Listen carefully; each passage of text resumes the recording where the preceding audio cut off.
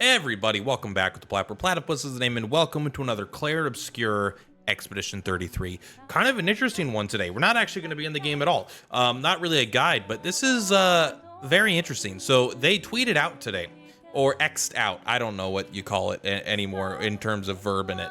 Expeditioners, a quick note on Strandhal.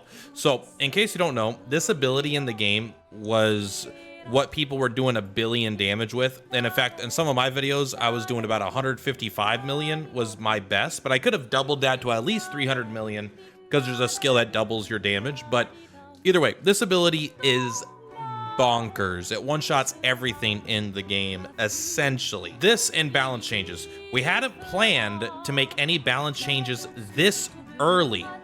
Just bug fixes, unless something stood out.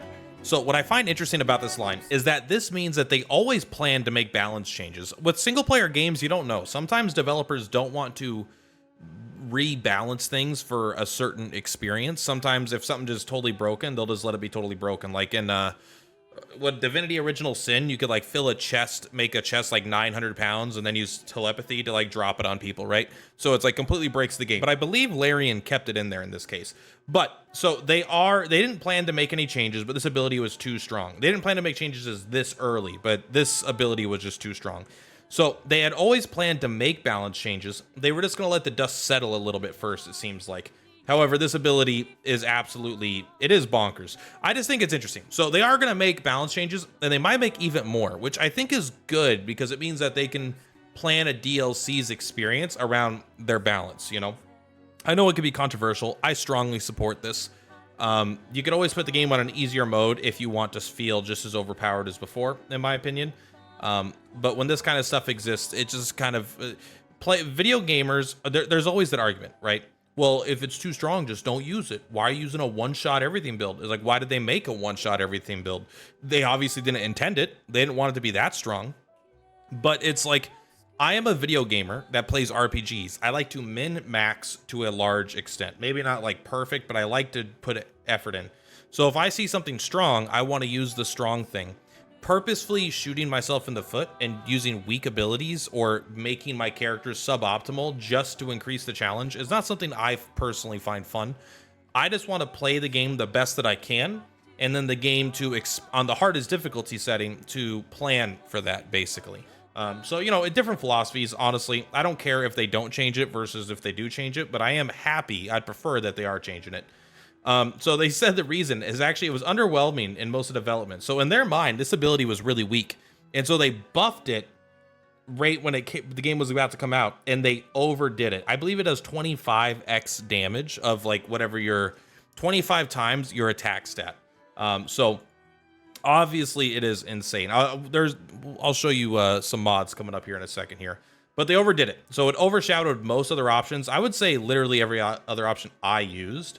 But I'm sure there are some that are as powerful.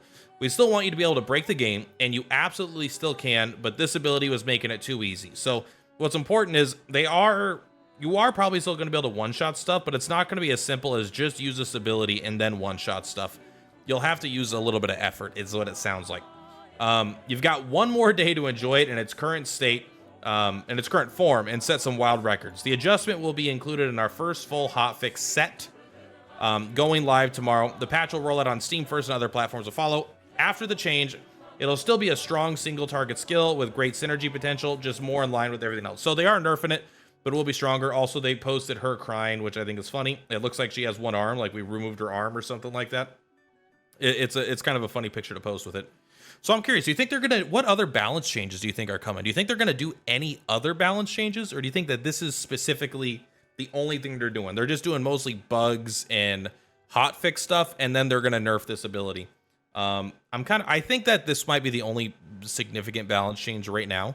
But what are some balance changes you think are gonna come down the line? Do you think they're gonna buff anything? I think some weapons that are supposed to be build defining could use some buffs, because there's some bad weapons that I don't think you would really consider using most of the time.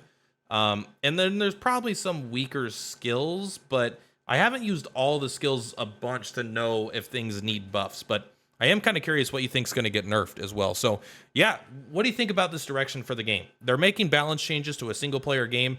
I think it's a good thing because it will allow them to basically balance their DLC in the experience that they want. And but I could understand someone being frustrated. So tell me what you think. Anyway, much love for Platypus. Purplatypus. I'll see you on the flip flops. Bye. On the rise, watch the views go up. Content king, never down, always show.